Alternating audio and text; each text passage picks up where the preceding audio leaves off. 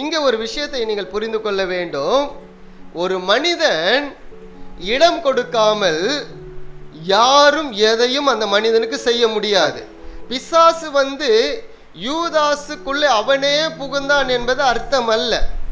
நாம் இடம் கொடுத்தால்தான் கடவுளும் நம் மூலமாய் செய்ய முடியும், பிசாசு நம் மூலமாய் செய்ய முடியும். பவுல் அழகா ஒரு இடத்துல சொல்வார், கொரிந்தியருக்கு எழுதும் பொழுது, ஏவாளுடைய மனம் வஞ்சிக்கப்பட்டது போல உங்களுடைய மனமும் வஞ்சிக்கப்படுமோ என்று நான் பயந்திருக்கேன். எனக்கு ஒரு பயம் இருக்குதுன்றாரு.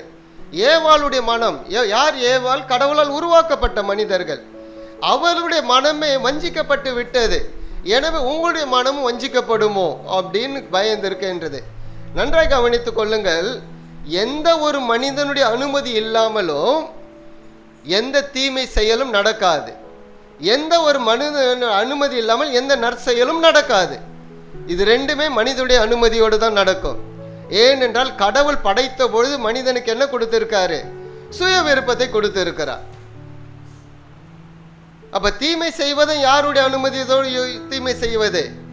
நம்முடைய அனுமதி. அப்ப தீமை செய்வதற்கு எது காரணமா இருக்கு? நம்முடைய சுயநலம் காரணமா இருக்கு. சுயநலம் இருக்கும் பொழுது ஆசை வருகிறது. ஆசை வரும் பொழுது பிசாசுடைய எண்ணங்களுக்கோ அல்ல தீமையான எண்ணங்களுக்கோ நாம் இடம் கொடுத்து தீமையை செய்கிறோம்.